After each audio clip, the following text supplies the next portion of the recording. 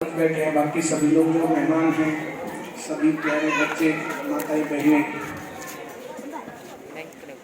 हम लोगों ने 2008 में, अब से लगभग 15 साल पहले ICS कोचिंग सेंटर की शुरुआत की थी। सरकारी नौकरी की तैयारी करवाते थे। 2014 में हम लोगों ने ब्रांच खोलनी शुरू की और ब्रांचों के अंदर भी बच्चे जो है पढ़ने लगे। धीरे धीरे हर जगह पर जो है ये मामला फैला। 200-250 ब्रांच हुई, 10 राज्यों तक ये मामला गया। कोचिंग सेंटर में हरियाणा के साथ साथ राजस्थान में भी, उत्तर प्रदेश में भी, दिल्ली में, चंडीगढ़ में, हर जगह पर बच्चे पढ़े, तैयारी की और नौकरी लगे। बहुत सारे बच्चे स्कूलों में पढ़े, कॉलेजेस में पढ़े, डिग्री ली, उसके बाद ICS का पता चला, उसके बाद हमारे पास पहुंचे। और ऐसा होने से क्या हुआ, फिर नौकरी तो लगे लेकिन उनकी उम्र जो है ज्यादा हो गई थी। एक बार तो एक सिरसा में घटना घटी थी।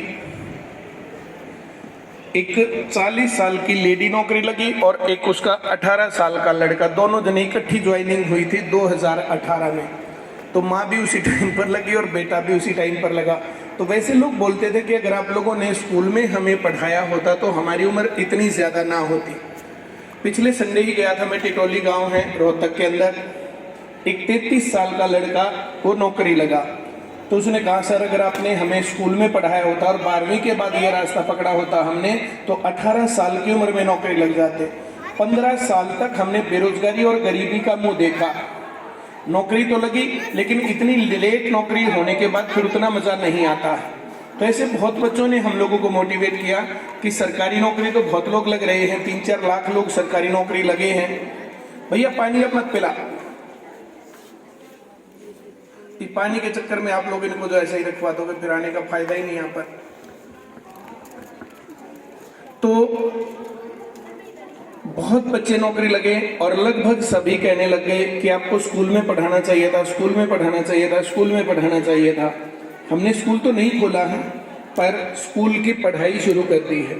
और अब की बार तो नॉन अटेंडिंग में चलेगा। अब की बार जो है बच्चे को 6-7 घंटे स्कूल में जाना, फिर 3-4 घंटे ट्यूशन पर जाना, फिर 2-3 घंटे होमवर्क करना, 10-12 घंटे का काम हो गया। इतना काम कौन करेगा, मजदूर भी नहीं करता। इस कारण से बच्चे पढ़ाई से दूर हटते हैं। कहीं से भी 100 बच्चे अगर पढ़ाई शुरू करते हैं तो 60 बच्चे 10वीं पास करते हैं, 40 बच्चे तो 10वीं से पहले ही छोड़ जाते हैं पढ़ाई, क्योंकि पढ़ाई समझ में नहीं आती। 12वीं करते हैं तो 40 बच्चे करते हैं, BA करते हैं तो 20 बच्चे करते हैं, और MA करते हैं, मास्टर्स की डिग्री तो 1% बच्चा करता है। जितने बच्चों का नाम लिखा जाता है और मास्टर्स करते हैं तो 1%। ये बहुत कम परसेंटेज है और ये बहुत ज्यादा बड़ा ड्रॉप आउट है।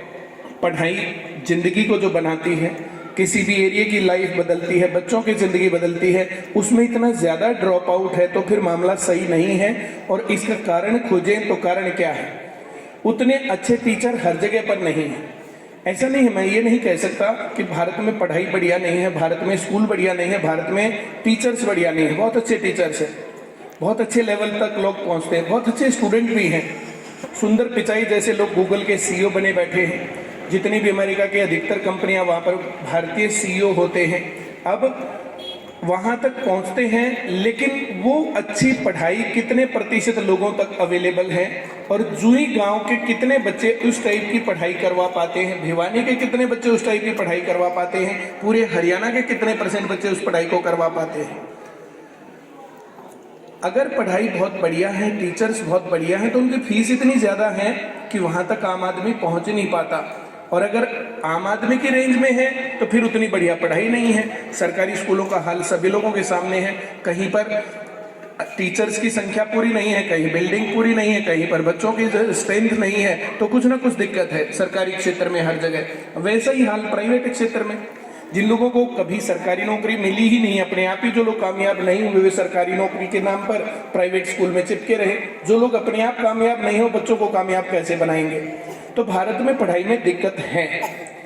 बहुत अच्छी पढ़ाई, बहुत अच्छे टीचर्स, बहुत अच्छे स्कूल्स, बहुत अच्छे इंस्टीट्यूशंस, यूनिवर्सिटीज, IIT, नीट के मेडिकल कॉलेजेस बहुत अच्छे हैं, उसके बावजूद भी उतने नहीं हैं जितने की चाहिए भारत में। और इस कारण से निरक्षरता भारत में एक बड़ी समस्या है और आज भी है। बेरोजगारी भारत में फिर भी समस्या है और आज भी चल रही है। भारत में बेरोजगारी का कारण मुझे बिल्कुल नहीं लगता जनसंख्या है। किसी भी आदमी को मेरी बात से ये लगता हो कि मैं गलत बोल रहा हूं तो आप लोग मेरी बात को काउंटर कर सकते हो। यहाँ पर मैं बात आपके साथ रख सकता हूं, मैं डिबेट कर सकता हूं, कोई दिक्कत नहीं है। 2008 से अब 15 साल हो गए, कई लाख बच्चे सरकारी नौकरी में हैं। भिवानी से पढ़ के भी लोग नौकरी में लगे हैं, चरखी दादरी से भी, लोहारू से भी, बाढ़ से भी, यहाँ के चारों तरफ जो है। लेकिन सरकारी नौकरी सबको नहीं मिलती। उसका कारण ये नहीं कि सीट कम है, उसका कारण ये है कि लोगों के पास ज्ञान कम है। ऐसे कितने लोग हैं जिनको मैथ बहुत बढ़िया आता है और नौकरी नहीं लगा? ऐसा कौन आदमी है जिसको सोशल बहुत बढ़िया आती है और वो नौकरी नहीं लगा? ज्ञान की कमी बड़ी समस्या है और ज्ञान की कमी इसलिए है क्योंकि टीचर्स बढ़िया नहीं मिले। टीचर्स बढ़िया कैसे मिलेंगे? हम लोग जो ये खोल रहे हैं तो इससे क्या होगा? हम लोग यहाँ पर ऑनलाइन एजुकेशन, जैसे ऑनलाइन मोबाइल में नहीं चलेगी, क्लासरूम कोचिंग होने वाली है। जो कुछ हम सोनीपत पढ़ा रहे हैं, हेड ऑफिस में पढ़ा रहे हैं, जो पढ़ाई भिवानी भी चलती है, जो पढ़ाई रोहतक भी चलती है, जो पढ़ाई पंचकुला और चंडीगढ़ भी चलती है, जो पढ़ाई दिल्ली भी चलती है, वही पढ़ाई जुई गांव में भी चलेगी, वही क्वालिटी मेंटेन होगी। ऐसा नहीं कि पटना में टीचर अलग है, लखनऊ में अलग है, दिल्ली में अलग है और कोटा में अलग है। मैं बात आईआईटी और नीट की कर रहा हूँ। आईआईटी करने से इंजीनियर बनते हैं देश के बेहतरीन, और नीट का पेपर पास करने से बेहतरीन डॉक्टर बनते हैं। वे सब बनने के लिए बड़े बड़े शहरों में लाखों रुपए फीस दे करके भेजते हैं। गांव के लड़के और लड़कियों को शहरों में अगर हम भेज भी दे, पैसे को एक तरफ हटाएं, चाहे हमें अपनी जमीन बेचनी पड़े, चाहे हमने कमा रखे पैसे, बच्चों को भेज भी दे, जो गांव के बच्चे शहरों में चले जाते हैं तो वहां जाकर के ऐसे कितने बच्चे हैं जो ठीक ठाक वापस आते हैं?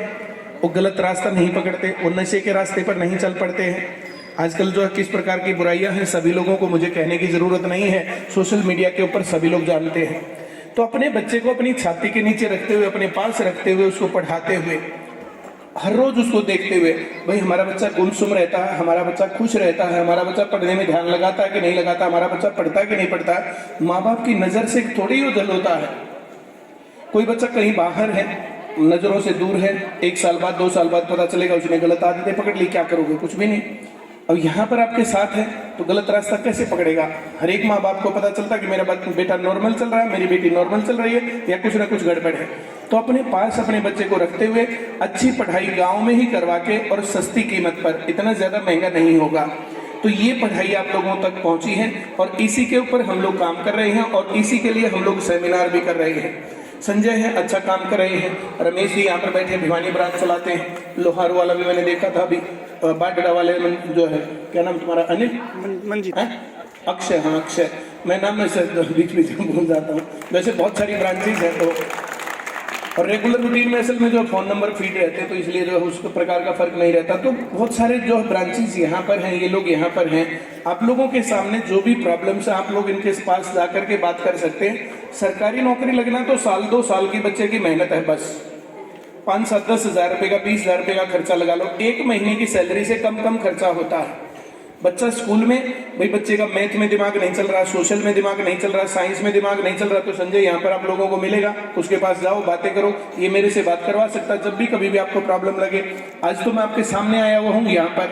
कोई भी क्वेश्चन आप लोगों के मन में जब भी आए तो तभी हाथ रेज करके मेरे से क्वेश्चन पूछ सकते हो, कोई भी सवाल पूछ सकते हो। कोई भी छोटे से छोटा बच्चा जो ये यहाँ पर खेल रहे हैं, जिनको किसी बात से कोई मतलब नहीं है, इनका ध्यान भी मेरी बातों पर नहीं है और मैं इनको बोल भी नहीं रहा टारगेट करके, मैं इनको टारगेट करके बोलूंगा तो ये लोग बहुत ध्यान से सुनेंगे, तब बात मैं बड़ों को बात करके कर रहा हूँ। पेरेंट्स को, माँ को, बाप को, दादा को, दादी को, उनको सोच करके मैं यहाँ पर बातें कर रहा हूँ कि बच्चों की बेहतर जिंदगी देना माँ बाप का काम, सिर्फ पैसे देने से काम नहीं बनता। बच्चे की जानकारी लेनी चाहिए। स्कूल में जहां भी पढ़ रहा वहां जाके पूछो कि बच्चे ने क्या सीखा 2 महीने में, 6 महीने में, हमारा बच्चा किस लेवल का है, हमारा बच्चा जिंदगी में करेगा क्या, इसको हम सिखाएं क्या। और जिस टीचर को अपने आप कामयाब नहीं होना आता वो आपके बच्चों को कामयाब नहीं कर पाएगा, वहां दिक्कत रहेगी। आप लोग इस प्रकार की जानकारी हमारे पास आकर के लेंगे तो बच्चा क्या कर रहा है, उसका ध्यान किधर है, वो कितनी मेहनत कर सकता है, किस लेवल तक वो पहुंच सकता है, उसके लिए सबसे अच्छी चीज क्या है, पेरेंट्स का बैकग्राउंड क्या है, बच्चे की स्थिति क्या है, उसकी मेंटल पावर्स क्या है। तो इस हिसाब से बच्चे को सही कोर्स और सही रास्ता दिखाना ये टीचर्स का काम है। पेरेंट्स तो जैसे हैं वैसे हैं, उन लोगों को जितना ज्ञान मिला उतना मिला, लेकिन टीचर्स क्वालिफाइड होने चाहिए। माँ बाप नहीं बदले जा सकते, लेकिन टीचर्स बदले जा सकते हैं। टीचर्स अच्छे होने चाहिए, वे टीचर्स जिनको ये ज्ञान हो। हम इस प्रकार की चीजें करते हैं।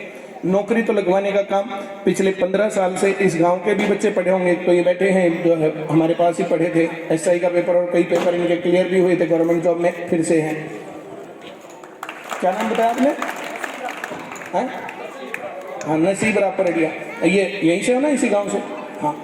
तो ऐसे जो बच्चे बहुत हमारे पास आए, पढ़े, तैयारी की, नौकरी लगी, और बता रहे थे कि जो 100-150 बच्चे मेरे ख्याल से इसी गांव के हमारे पास पढ़ते भी थे भिवानी में। उनमें से कुछ लोग नौकरी लगे होंगे और कुछ लोग ऐसे ही रह गए होंगे। जो लोग नौकरी नहीं लगे, मैं तो उनके पेरेंट्स को बोलना चाहता हूँ, उन बच्चों को लेकर के आओ, अब मैं यहीं आया हुआ हूँ। और नहीं तो उन बच्चों को लेकर के जाओ रमेश जी के पास कि हमारा बच्चा नौकरी कैसे नहीं लगा, पैसे लिए थे। जो बच्चे रेगुलरिटी से ऐसे आते हैं और पेरेंट्स जाके पता करते हैं, महीने में जाके पूछते हैं कि बच्चा रेगुलर आता कि नहीं आता, ये काम करता कि नहीं करता, पढ़ता कि नहीं पढ़ता, इसका ध्यान सही जगह पर है या नहीं है। पेरेंट्स और टीचर्स की मीट ये इसीलिए जरूरी होती है, और सभी लोगों को जानकारी ये लेनी चाहिए। ऐसे ही स्कूली स्तर पर अपनी जानकारी लेनी चाहिए। बच्चे को छोड़ दिया, बोला हमें तो अपने बच्चे पर बहुत भरोसा था। धोखा वही मिलता जहां भरोसा होता है। जिस पर आप लोगों को भरोसा नहीं है वहां धोखा कहाँ है?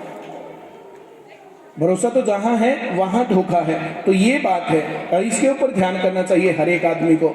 अगली जो गड़बड़ जो गांव के अंदर घुस गई है वो है नशा।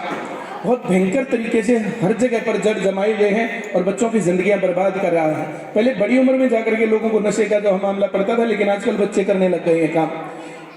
8वीं 10वीं 12वीं क्लास के बच्चे जो है ये सब चीजें करते हुए पाए जाते हैं। बियर पिए जाते हैं मिलते हैं, और दारू पिए जाते मिलते हैं। तो अपने बच्चों का ध्यान रखना है।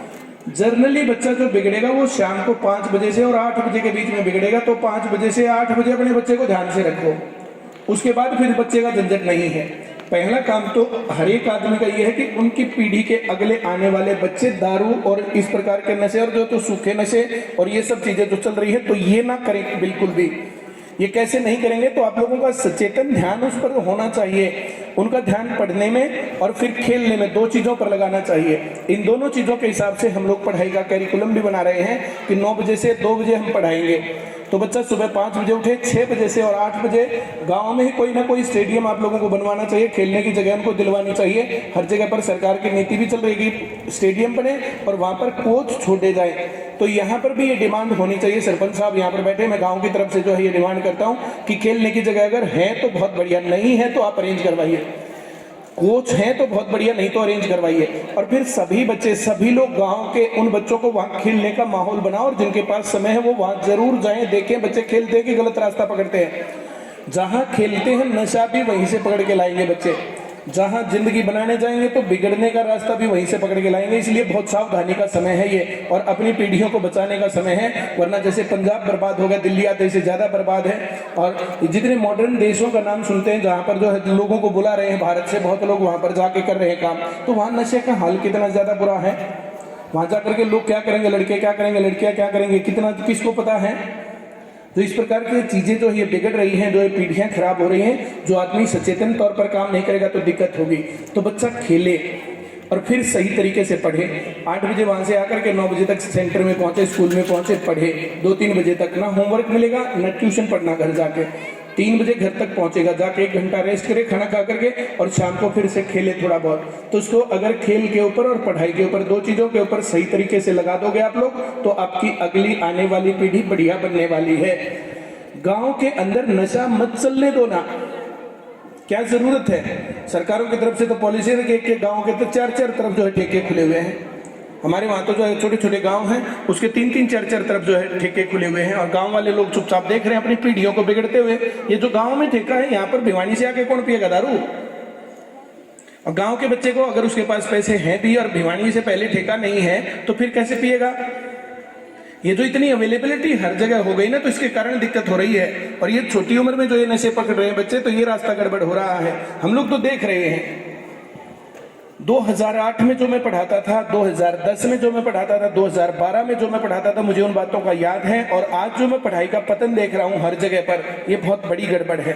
गांव के अंदर 500 युवा बच्चे हैं, लेकिन नौकरी की तैयारी करने वाले 4 भी नहीं है। वे 4 भी सही तरीके से पढ़ते नहीं है। जब वे पढ़ने जाते हैं तो बाकी लोग उनको जो मजाक उड़ाते हैं कि हाँ तू है ना लगेगा, और जब तक 1-2 साल उसका टाइम होता है नौकरी लगने का, मेहनत करने का, तब तक उसका मन तोड़ देते हैं और मन टूट करके वो भी गलत रास्ते पर चल पड़ता है। तो इस प्रकार के चैलेंजेस हर जगह पर हैं। सभी लोगों को बच्चा पढ़ने वाला और उसका साथ पढ़ने वाला जुड़वाना चाहिए। अपने साथ के लोगों को बोलना चाहिए कि अपने बच्चे को सही रास्ते पर बैठाओ। खाली छोड़ रखा है मतलब बिगड़ा मिलेगा 1-2 साल में।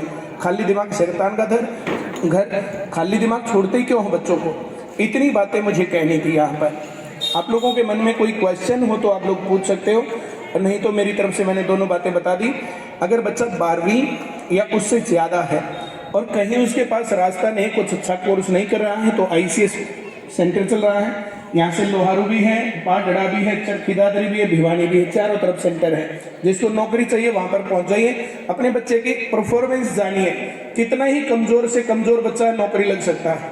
आज मैंने स्टेटस पर लगा रखा अपने पर, जो हमारे स्टूडेंट हो जानते होंगे इस बात को, मैं स्टेटस लगाता रहता हूँ।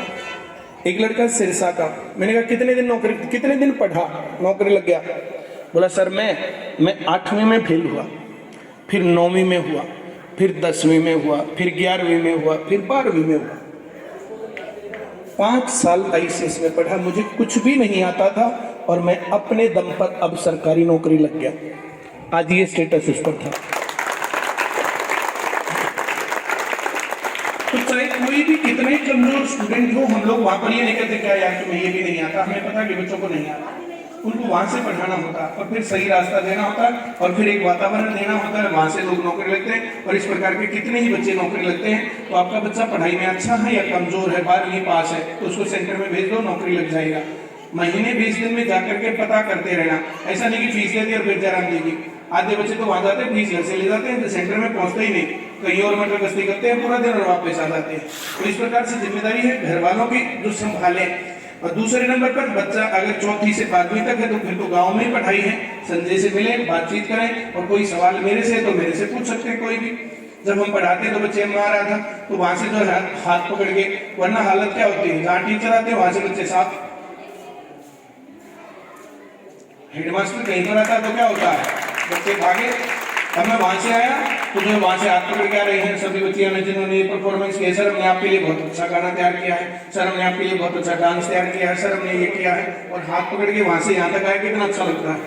और जब बच्चे पकड़ते तो सर 6वीं क्लास में कल आप जरूर आना, सर 7वीं क्लास में आप जरूर आना। तो ये बच्चे जो ये बात कहते आ रहे हैं और प्रॉमिस ले रहे हैं कि सर आप आओगे ना कल क्लास में।